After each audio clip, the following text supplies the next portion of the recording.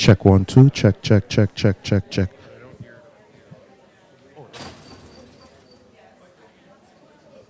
Check one, two. Check one, two.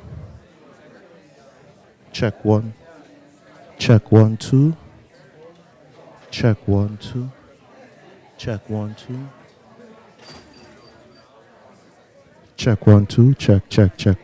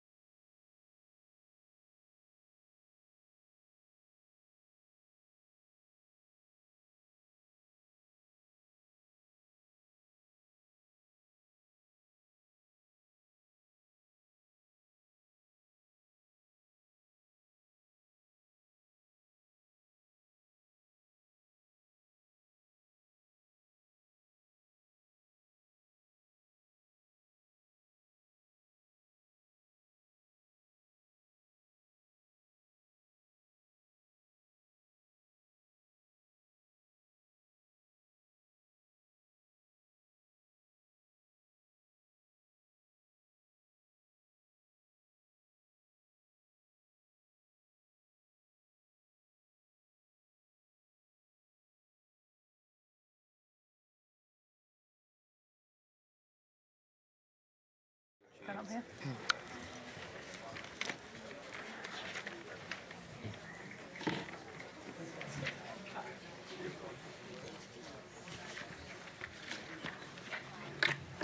We all good? Can I start?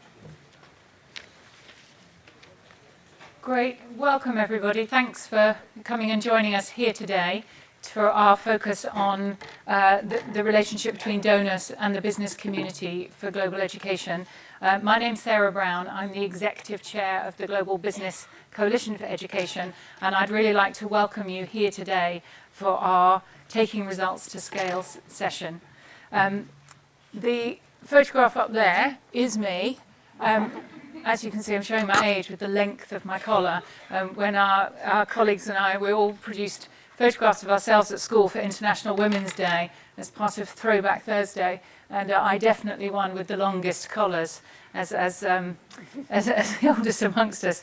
But the reason why I've put the photograph up today is it's one of those things that always gives us pause for thought, to think of ourselves in our own school days. And I shouldn't think there isn't a person in the room that isn't privileged with the education that they've had, which has given them the opportunity for the life and the work that they have now. Our Throwback Thursday campaign was purely a small social media campaign around International Women's Day, just to highlight work that was happening around girls' education and to draw more support for the Up for School petition that you'll hear a bit more about later. But we were overwhelmed with the response that we had, where it clearly captured something in people, that they were able to kind of dig out one of their old school photographs and use it to show their support. And of course, from our point of view, mobilising a campaign, when you find all kinds of celebrities doing that and all kinds of well-known political leaders posting up their photographs, then it sort of helped it. So we had, everyone from Kofi Annan to Heidi Klum posting their old school photos. So this whole campaign and this mobilisation is an important part of it. And for me, in the role that I take from the business community, working with donors, that sort of mobilisation is one of the greatest things that the business community can do to use the reach they have through their own employees and through their customer bases. At the founder of GBC-Education, one of the things we're always looking for is the collaborations that we can find between businesses and with business and the public sector and wider non-profit community, and looking for ways that, in the broader sweep of how an education programme is funded and rolled out country to country, with whatever obstacles are facing in the way, is often there are gaps there. And it's often in how we fill those gaps that you can provide quite transformative solutions, whether it's creating a safe school journey, connecting up to technology, or something as simple as providing school desks. It can sometimes be the things that, unlock what can happen and how something's rolled out. Yesterday, we marked the 1-year anniversary of the kidnap of the Chibok girls in Nigeria. And I know that we were all so affected by that a year ago, and looking at it 1 year on, and the scale of that tragedy, where there's still the hunt and the hope for 219 of those girls, but also the way the world responded. We saw schools literally empty out in northeast Nigeria, where every parent of a daughter was not going to be sending their girl to school for the next day or the days that followed that. But the Global Business Coalition worked together, brought together some expertise that existed around safe schools, put together a programme for Nigeria, and we were very quickly able to put that in the hands of the government. It was our business members that put up the first $10 million for that programme to start piloting safe schools and how we could reopen schools back up in that part of Nigeria. That was then matched by the Nigerian government. That was then matched again by donors, creating a $30 million fund that now sees the first several thousands of girls returning to schools that have both greater physical security around their school and on their school journey, and also greater community engagement for sharing information and being able to highlight information in advance of future attacks happening. Because quite often we learn that communities are able to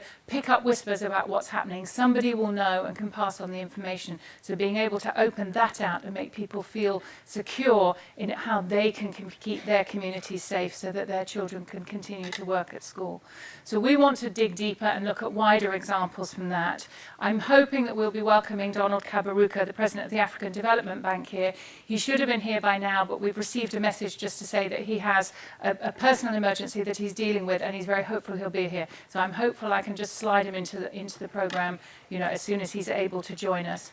But to kick it off, I would like to introduce you to one of our A World at School Global Youth Ambassadors, Cedric Nwafor. Cedric was born and raised in the northwest province of Cameroon, and he grew up in an environment where people around him always told him that at some point, probably sooner rather than later, his schooling would come to an end. He made a promise to himself that he wouldn't drop out. He stuck it at school, and we're delighted that he'll be graduating from Montgomery College this spring. But in addition to his studies, he's taken on a role as a Global Youth Ambassador and has been campaigning hard to make sure that other children have that opportunity. Cedric's worked with several programs where he's received benefits from the private sector, and he's going to join us to share with us his experiences and talk to you today. Please, I welcome you, Cedric.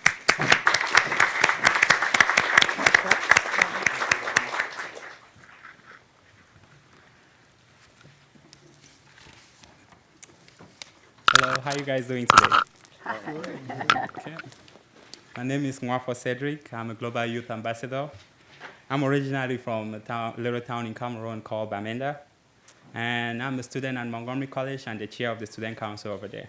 I plan to transfer to the University of Maryland, and in the future, I'm looking at Ban Ki-moon's job. As a child, based on the story that the brief story that she just mentioned, my mom, and in contrast, always told me, Cedric, if you stay in school and get good grades, one day you'll be in America. I told myself, if that's all what it takes, I will be in America one day. And here I am. I created this amazing idea of America. America was so wonderful, a perfect country, everything was so easy, and every time I always look forward to coming to America. And when I came to America, I noticed that there were two America. The one that you see on TV and the real America. That America is not really as easy as you think. Things did not go as easy as I thought. And I also realized that the TV America actually existed, but you needed a ladder to get up there. So I stayed at home for my first 6 months. I was at home doing nothing. I was a little bit frustrated and disappointed.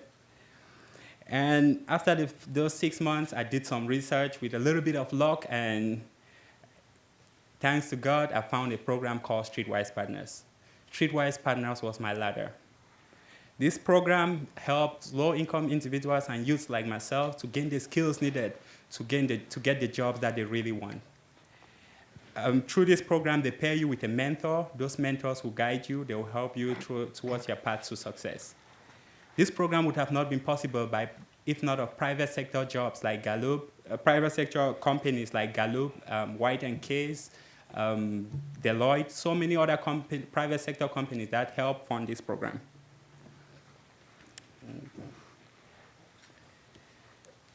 Most often when we look at African countries and developing countries, we always think, oh, let's make it look like America. I think that's the wrong approach. We should make it look like the TV America. Let's make it look like the America that we see on TV. Let's not just make it look like this America, the America that I always dreamed of, the perfect America, the easy America. This can be done by promoting companies like, promoting programs like Streetwise to make sure that they succeed, giving them funding. We have to promote volunteerism in developing countries. Let us make people in developing countries see the value of working without financial benefit. Companies like most of the private sector companies that are here, we should encourage these people by hiring them, making sure that we look at their experiences, not just for the jobs that they've done, but for the volunteer opportunities that they've done. And actually, we should promote mentorship. We should make sure that people that are in those countries should mentor each other. Those that have been successful, let's make sure the youth follows their path. Actually, let's start here today. Let's make sure that all the successful people that are in here, before you leave, make sure you pick a mentor or a mentee. We'll be checking at the door to make sure that you get one. Thank you very much, and it was a great pleasure talking to you guys. I want to give back this time. Thanks so much, Cedric. Thank you. Now, I'd like to invite our panel up. If anyone does want to take Cedric up on his opportunity for mentoring, we have a selection of 500 fantastic global youth ambassadors, all of whom would benefit from being attached to a mentor. So just do give us a shout. So we're delighted that we have here today the Minister for Education from the Lebanon, who I'm going to invite to come and join us on the panel so that we can continue our discussion. I've just moved on to a different microphone, sorry, I just thought something had happened. So I'd like to invite you, Minister Saab, to join us. Claudia Costin, who's the Senior Director for Education at the World Bank and also a former Minister for Education in the São Paulo state in Brazil, is here to join us. And Patrick Gaston, who's the president of the Western Union Foundation. Western Union were one of the original founding members of the Global Business Coalition. We're delighted to have all of you here today. So we're going to go straight to the nub of what we're here to discuss today, which is we want to really focus on how we scale up results. And what we want to get right to the heart of is where that partnership between the private sector and donors can really yield a benefit. And I'd like to turn to you, Minister, first, if I may, so that we can talk to you about your experiences. You've been steering some really groundbreaking work in Lebanon, accommodating your own population and their need and appetite for quality education with a huge influx of over 400,000 Syrian refugees. And you've taken, as a government, the very unusual stance of welcoming that immigrant population and refugee population, as they still are, into your country while also making sure that you can attend to your own population. Can you share with us your experience of the changes that are happening there to the education system and where working with donor partners and with private sector creates opportunity for you? Thank you for the invitation, Sarah, and allow me in the beginning to just briefly explain the situation. 13 months ago, I took over the post as Minister of Education in Lebanon, moving from Dubai into Lebanon to run the ministry, only to find out that we do have serious issues with the educational programs and the situation in Lebanon. Add to it the huge amount of refugees that came into the country. Just for, to give some information, we are a country of about 4 million people, approximately. We had about 500,000 refugees who came over from Palestine years back, and now we have 1.5 million Syrian refugees. So a country of 4 million, we have 2 million refugees living in this country. Mm-hmm. So you can imagine maybe 70 million people walk into the United States from Mexico, and you have to provide them with education, with health care, with food, with water, electricity. The country was in bad situation financially before the crisis, before the refugees. So I took over the ministry, and in Lebanon we have private schools and government schools. In the government school system we have 275,000 students. The refugees are, as you said, 400,000. So they're more than the students that we have in our own system. We were faced with two options: either to say we close the doors and they're not our problem, or to do what every human being around the world would like to do, is to try and put every child in school. That's a big challenge for us. It's a big challenge. It's still a big challenge.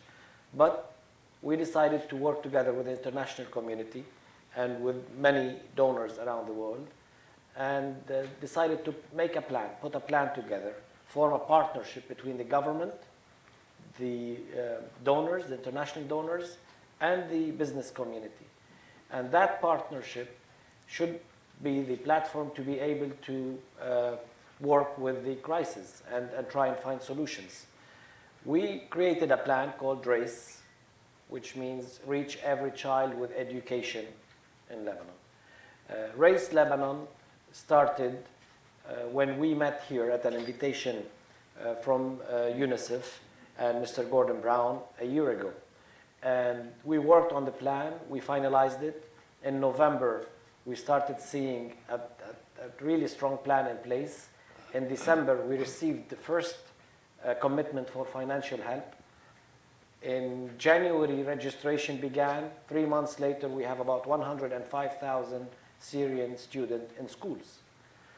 We still have 75%, which is 300,000 students that are out of school right now. Those varies between younger generation, younger children, age 3 to 7, and then a big number of them are dropping out after the age of 11. So all sorts of challenges we're facing, but we have no choice. We have to work together with the international community, with the donors, to try and find the best possible solution and get funding that's going to be continuous for years to come, because this problem is not likely to end or finish in the next few years. There are many ways for us to work with the international community and with the businesses. We have to be creative. We have to find ways to use technology. Online education possibly is another solution. We have to find more brick and mortar schools where we can accommodate them in classrooms, which we lack. Transportation to school, books, all sorts of things we can work with them. Perhaps maybe in other questions we can answer a few details about where we see possibility for that to be enhanced. Well, it would be good to hear some of the examples before I turn to our other speakers. I mean, we were talking earlier about simple solutions like bicycles and school desks, but also looking at partnerships around the management of systems. There's a huge challenge with you're creating a new, bigger education system, which gives you a lot of challenges for the management of that system too. That's true, because at the Ministry of Education and the staff that are the government employees are there to run the regular programs that we have serious challenges with. So we have shortage of staff usually. We have programs that we need to upgrade, curriculum that's dated, perhaps 20 years ago. Many things that we have to face for our education system. Add to it the challenge that came from the refugees and the size of it compared to our ministry. We created part of the plan, a group of people, a committee called PMU office that's going to be running this, and there are about 20 people in there. They will get help from other staff in the ministry. Right now, we do not have a system. We do not have any data that we can keep in one center, in one place, and work on it to improve. All we do now, we just started, we're sending some questionnaires, some forms that needs to be filled in the schools manually. So all this is one part of the equation. The second part, and the most important part, is to have that effective system, computerized, fill in the data where you need it, you can get it, pull it out, the staff, the teachers, the students, because we have to issue certificates end of the day. We do not have proper data. All this is ongoing without having the backbone, a good management system in place. The next few months we will see a real effort to try and put a proper management system, and we'll have a good, strong data, accurate data, and will help us eventually to start issuing certificates to students so they can use it to move from one level to another, or eventually when they go to universities. That's one part of it. Another part is some are having having difficulty reaching schools. Maybe transportation is another issue. Others, books, they don't have books. They don't have access to books. They cannot afford books. We did pilot 4 schools where we found a partnership with Microsoft, for example, on a very cheap system where they have something like a small tablet, and all the books are electronic now, saved in the tablet, and they use that tablet instead of all the books, and they can share it from one student to another. So there are many ways, many creative ways that we can work on, many ways that we can work with the business community or with the organizations that are relevant in this regard to find a smarter way, more economical way to reach out to more students. So you're very much open to the idea of people approaching you with innovative ideas just as much as you have your checklist of what you're looking for as well. Of course, this is a learning process for us. At this stage, I see it that way. We did put a plan in place. 3 months later, we worked on changing that plan because we realized there are things that are not working. Any idea, any innovative idea, any smart idea that comes and will help us to get better results, improve enrollment, help us reach out to more students, help students to learn more, we are open to make changes and adopt it. Thank you, Minister. I'm going to turn to Patrick Gaston now and ask you from the corporate perspective, as the President of the Western Union Foundation, what it is you're looking for when you're looking. You've made a commitment to education. Western Union as a whole, as a company, and through the foundation has made that choice. I'm interested in part how you came to make that decision to focus so much on education, but also then what you're looking for from your perspective in forging new partnerships. Well, thank you for the question, and let me just first thank you for putting the panel together. I think the subject matter is extremely relevant, as was pointed out by the Minister. And my point to you, Minister, is keep up the great work. And Western Union will find a way to be supportive of your efforts. And I hope to be able to continue this conversation even beyond this panel. And I'm really delighted and honored to be on the panel with Claudia as well, and looking forward to hearing your remarks. Thank you for the question. And by the way, thank you all for being here. You know, we are in my view, a very unique company. We're as global as they come. We're in about 200 different countries. I think most of you know that Western Union is involved in money transfers across multiple currencies, across borders. We are, in my view, one of the very leaders in doing that for a person that might just be a migrant working in Boston, Massachusetts, to send monies back to Cameroon. It could be a small business that's trying to make payments to a vendor in China. So we help them with the payments and to do it as efficiently as they can. So the range of these things, I think, put us in a place where we really have a sense of what's going on in the global community and what the needs are. When we've done research in the past, looking at the monies that we transfer for our customers, we find that 1/3 of it is used for education. And so for Hikmet Ersek, who is our CEO, he is really stressing the importance of aligning that phenomena, the fact that we're focused on education, aligning it with how we work at the foundation and our strategic view at the foundation. So our primary intent is really to work on education, on global education, and that's what we do. Last year we made investments in global education in about 39 countries. We're focused primarily on secondary education and vocational training. And I think, as the Minister pointed out, you know, not every country has the same needs. Education, as you know, is pretty wide-ranging. So we're focused on education, we're focused on secondary education and vocational training. But in the case of what the Minister's talking about and what Sarah brought out, is that it could be very situational.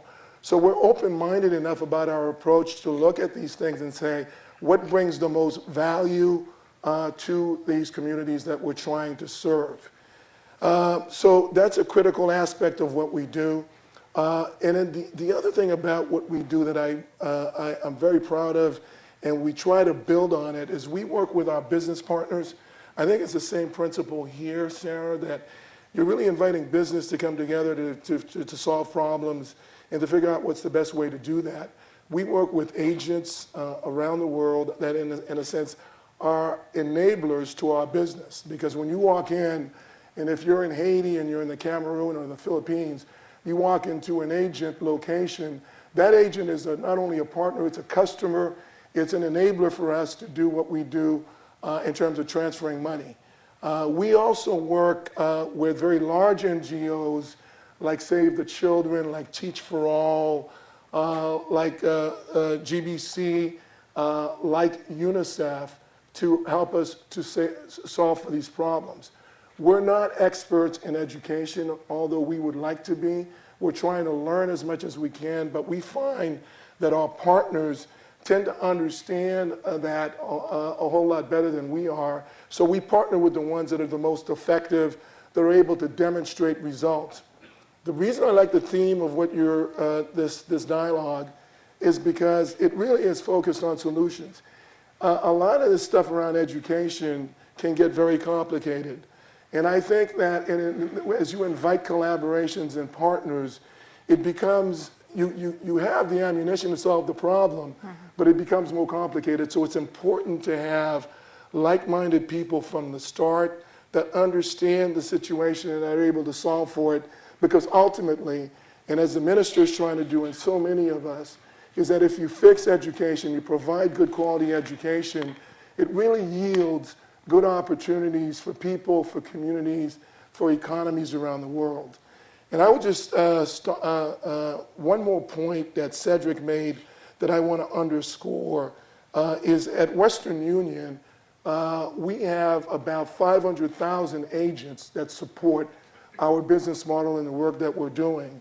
But we also have employees that are employed by Western Union that are engaged in communities and doing the kind of volunteer work, Cedric, that you pointed out. And then one of the things that we're trying to do is that at the foundation is find ways in which we could be more effective at this.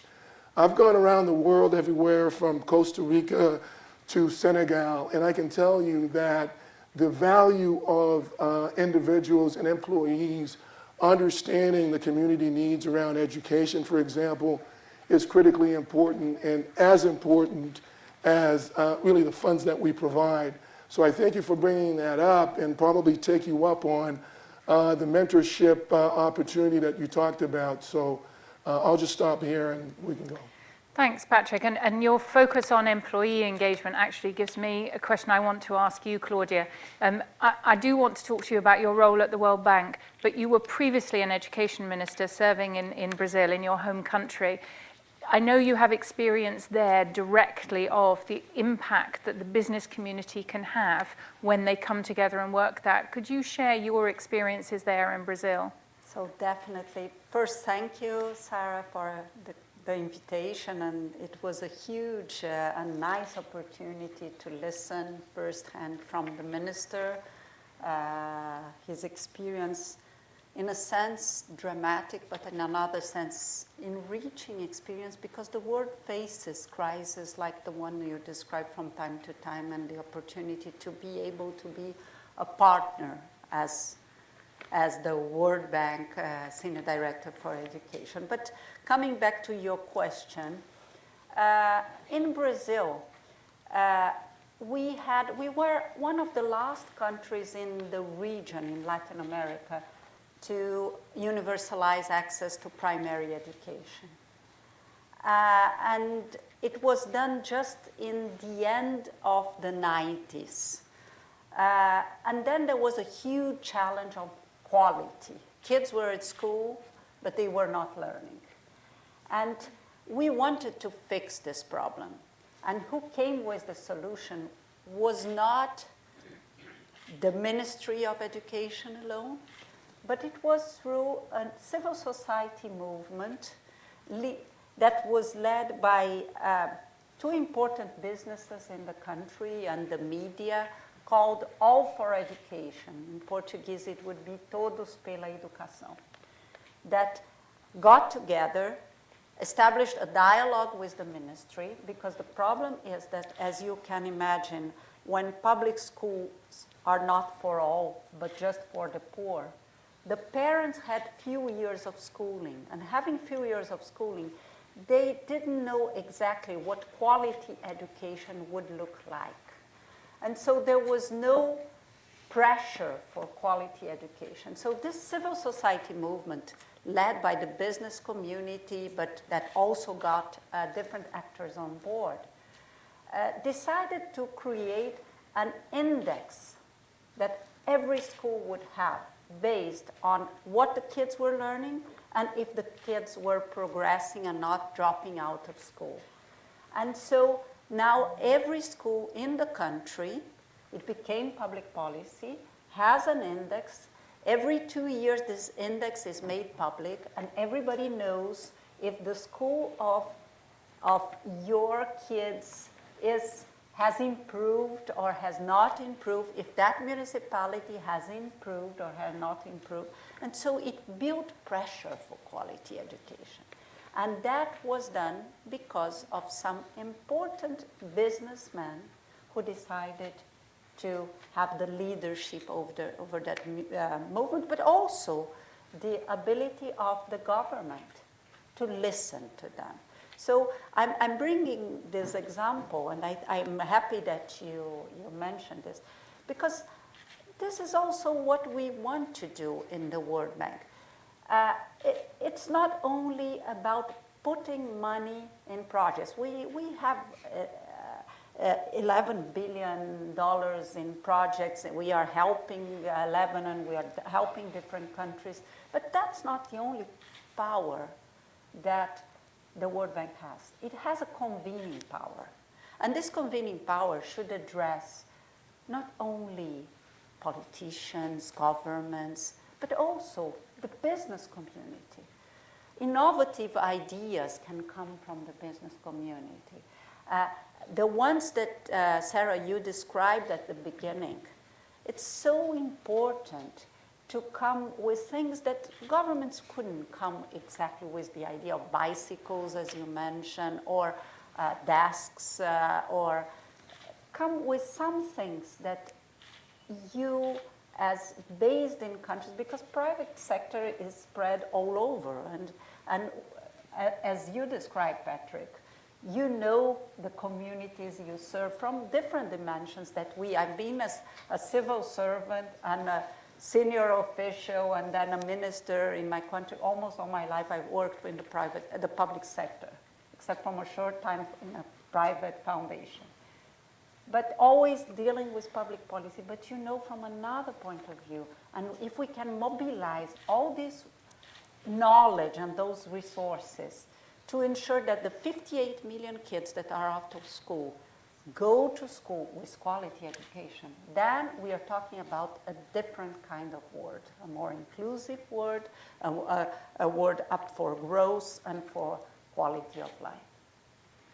And if I can pick up on the point that you made about the convening power of the World Bank, obviously you have sizable budgets, which always commands people's attention. But the convening power that you have, how do you see the role of the World Bank? What can it provide and what role can it play specifically in helping create education partnerships, drawing in the private sector? Well, first, the World Bank has a strategy to discuss the challenges that every country faced, that we call not by chance country partnership framework, because it's a partnership. When you discuss the challenges that needs to be addressed, not only in education, but in different sectors, we need to talk to everybody in the country. We need to talk to the private sector. We need to talk to the civil society organizations, to the NGOs, to the public officials, to understand the challenges that specific country faces. To come out together with the government of the country with solutions that are not only the correct ones, but also feasible, that to really understand the needs on the ground and what will build the future of that country and eventually of the region where this country is inserted. And when we talk about Lebanon, for example, with this crisis that it is almost, if I may say so, a nightmare, because it is so difficult to address quality education normally in a country, and I've been, in a sense, in your shoes. Can you imagine, as you mentioned, with another country coming, refugees from another country, almost augmenting the school-age population in 30% or so? So we need to build partnerships, and that's what the World Bank is trying to do, not only in the country partnership framework, but also in every project we do in education, for example. Talking to all the partners that are possible to mobilize in the country for that specific issue. And we are on board in Lebanon, and we want to help. And if you, as business community, can be on board together, we would be very happy to work with the Global Coalition, Business Coalition, to change this Thank you. And I know you have such a huge reach with the World Bank that there are so many other parts of the world. But as we have our Minister for the Lebanon here, just to focus back in on your country, I think everyone is very inspired by what you're doing. As Claudia said, there's such a huge challenge there. But actually, what you've been able to achieve, I mean, you gave us the timetable. This is very, very rapid progress. You know, changing things in a country is like turning a tanker often. Month on month by month, you're able to report a next stage reach. You know, your funding comes through, so you open the doors for registration. Now you're opening the classroom doors. But one of the really refreshing things, and I know I've said this to you before, is you're very open to talking about the learning curve, that as you go along, the obstacles that you face, you're able to make the changes to adapt it.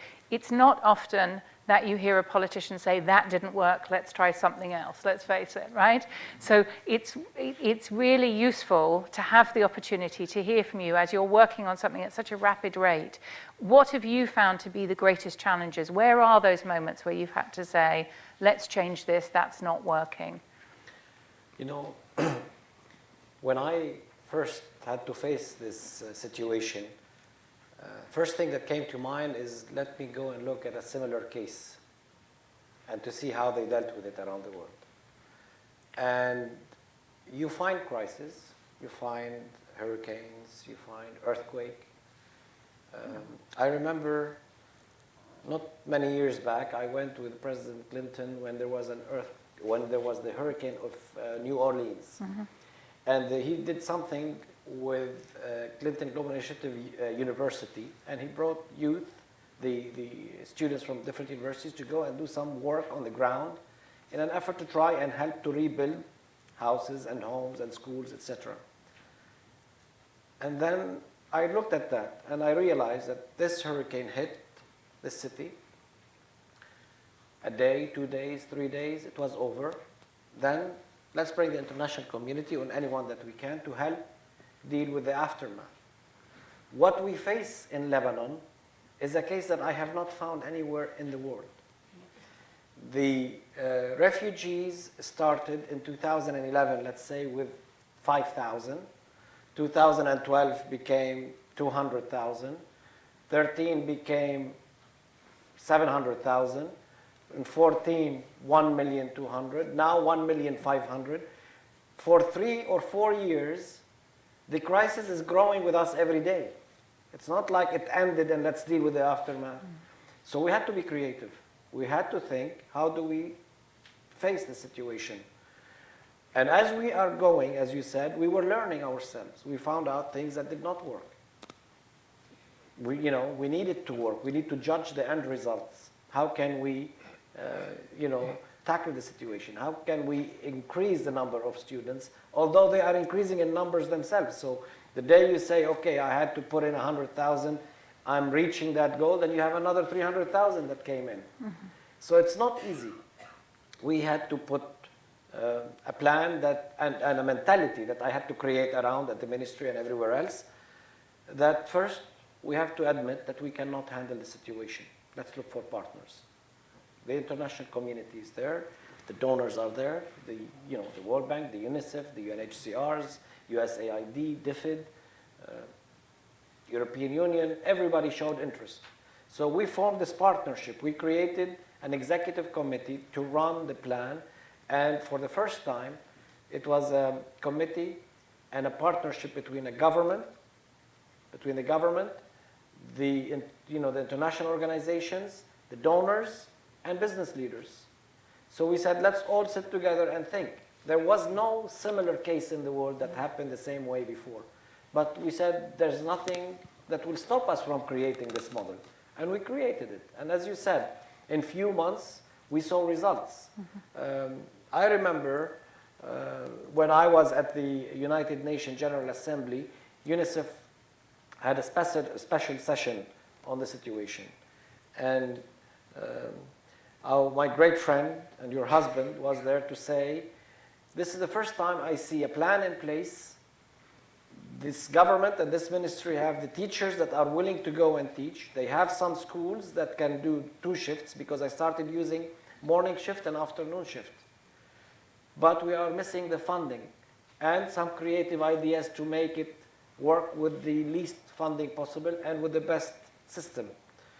So the international community is required to come in and put some funds in place, and that was September 2014. In November, commitment, as I said. In December, we opened registration. Here we are with 105,000 students attending schools. During that process, we learned a few things. We're talking about two different countries. Curriculums are different. Mixing the students together from Lebanon and from Syria did not work as we thought it would work. We learn in English, biology, math, chemistry, physics. They learn it in Arabic. So you're putting two groups of students in the same room, and they come from two different backgrounds and two different languages in terms of sciences and other things that they have to learn at school. That became a challenge. How do we handle this? So we started thinking, okay, let's move towards afternoon shift. The afternoon shift will be dedicated purely to teach the kids at the, from the Syrian refugees. Then the afternoon shift is more expensive to teach per child. The morning shift was less because the school is there, the teachers are there. We're only adding bodies, so we hire more teachers, and it's half the price.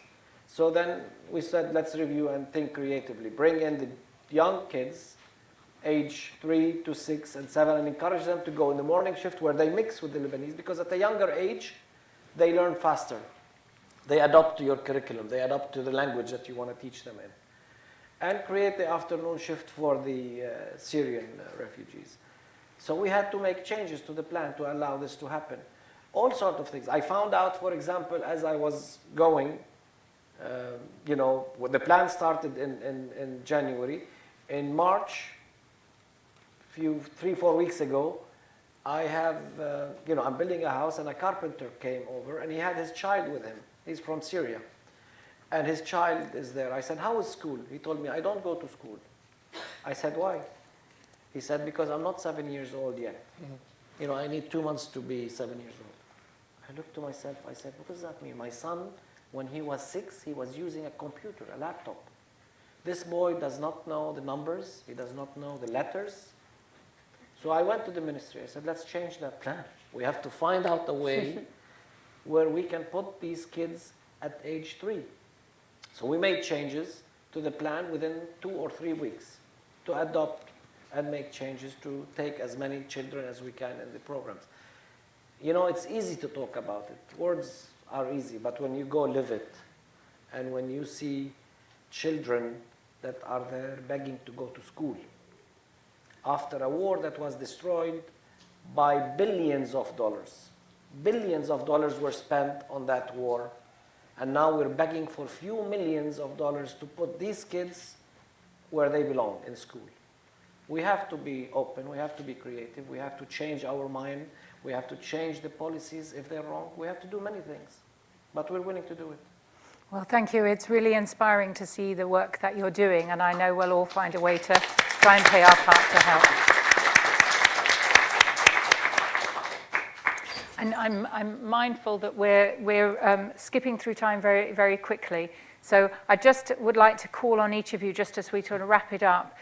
One of the greatest things I think the private sector can contribute is its innovations, and to be able to kind of look around corners in a way that government can't always do that. From your point of view at Western Union Foundation, where do you think some of those innovations come, or in what areas will impact on education? Without giving away trade secrets for the company. Oh, well, I will give you an existing product that we have that I think is a result of innovation and what you've just talked about. We have we work a lot with NGO partners, and we work also a lot on the disaster response aspect of the work that they do. So our major partners like UNICEF and the American Red Cross and Mercy Corps and others, they respond to these things. One of the things that our business found that would be very helpful for both them and us is if we help them to really get monies to the last mile, to workers that are in places around the world that are very difficult to get to.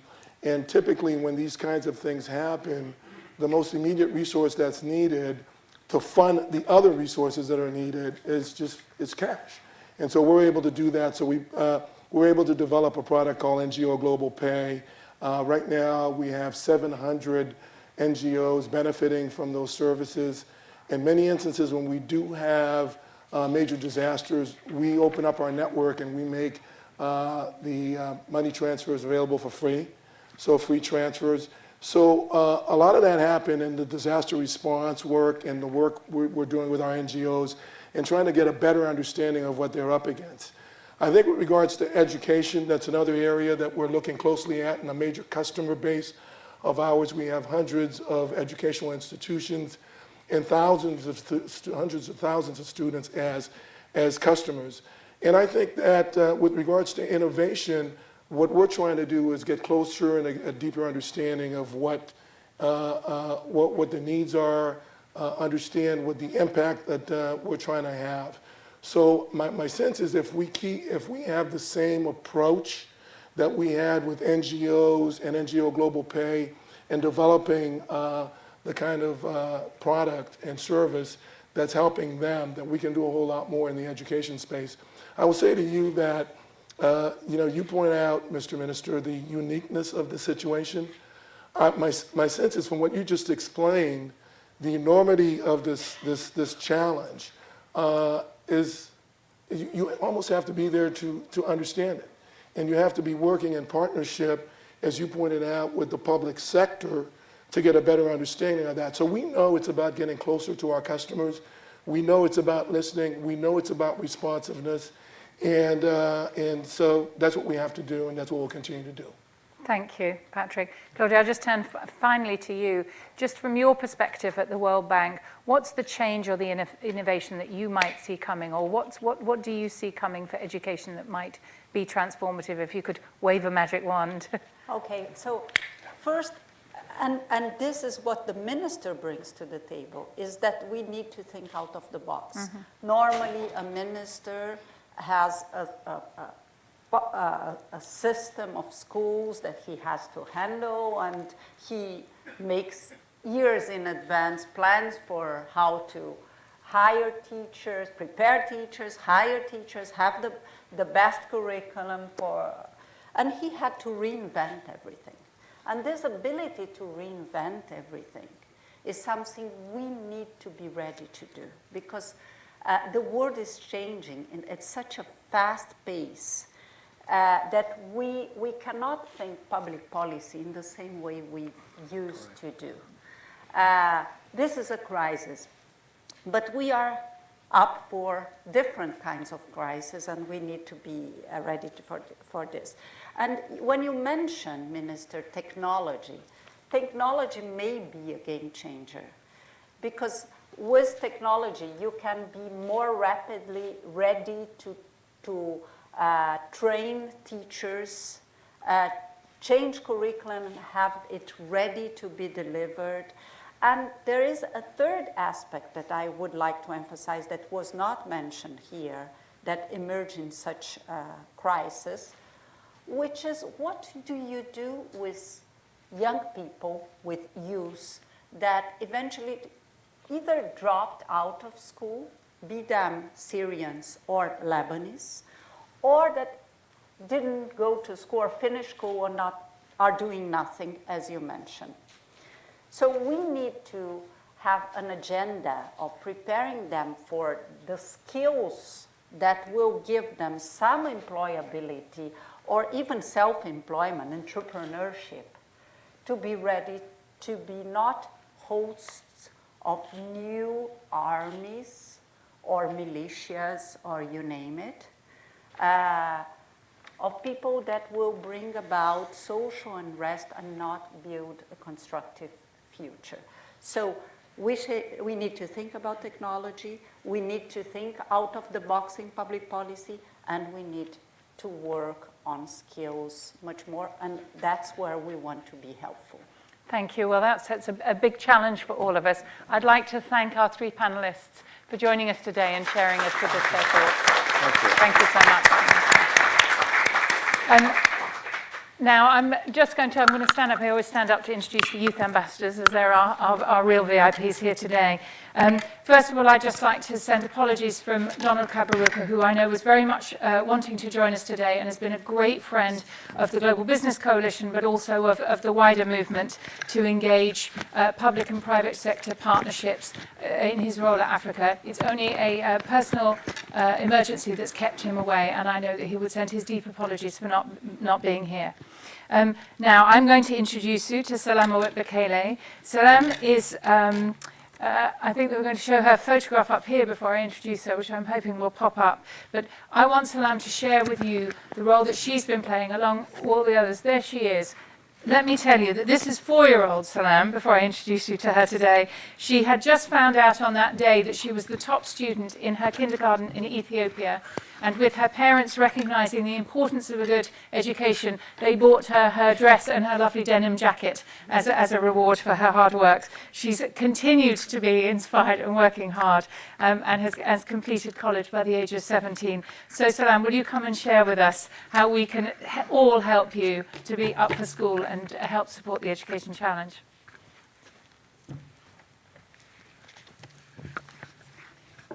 That was a kind introduction. Thank you so much. Good afternoon. My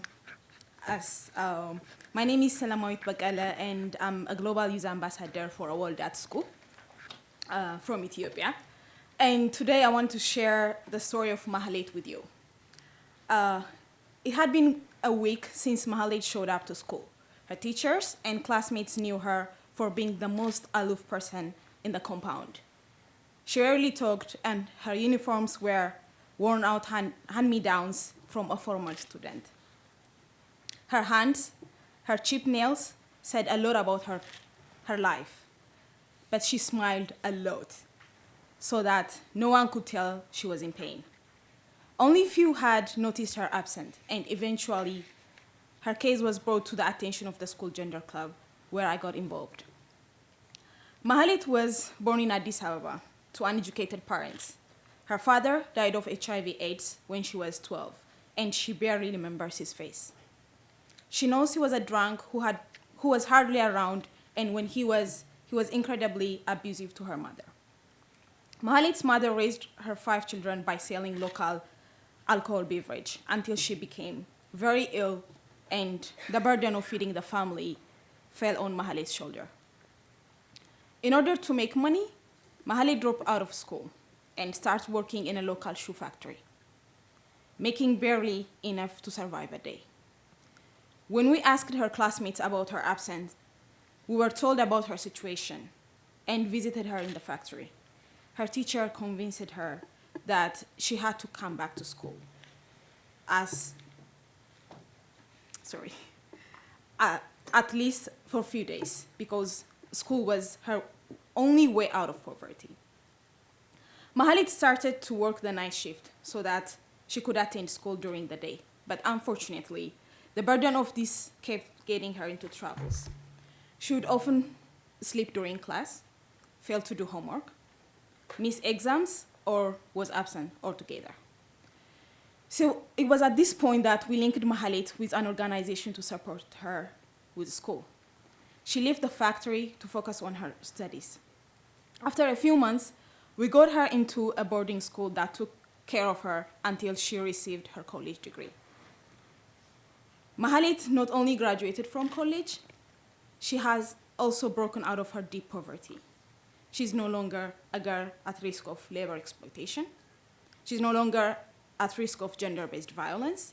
She's no longer at risk of being a victim of early marriage or spending her life trapped with an abusive husband as her mother did. Mahalet is still in touch with us, and I often receive updates from her. Her recent one came with wedding pictures of hers, of course. Sadly, Mahalet is an exception. As happy as Mahalet's success makes me, it also makes me wonder about all of the others who do not have the happy outcome. Ethiopia had the 3rd largest number of out-of-school children in the world, with 2 million. The impact of education is huge. Mahalet is less likely to have fewer and healthier babies, less likely to get sexual transmitted diseases, or have reproductive health complications. she's more likely to be a healthier, happier citizen, and her wage will have a direct impact in raising her country's GDP. This is why A World at School and the Global Business Coalition for Education are making education a priority. We believe education is the key to opportunity, and every child deserves that right. We launched the Up for School campaign to demand world leaders to keep their Millennium Development Goal promise and get 58 million children into school by end of 2015. We call for political commitment and financial investments needed to ensure every child gains their right to education. Will you join us? Are you up for school? If so, please sign the petitions and take action against educational injustice. We'll circulate the Up for School petitions during tea time. You'll find the petition action pack and the petition signature at the lobby. And please also share it, Facebook it, tweet it, and invite more Up for Schoolers to join our campaign. Thank you so much.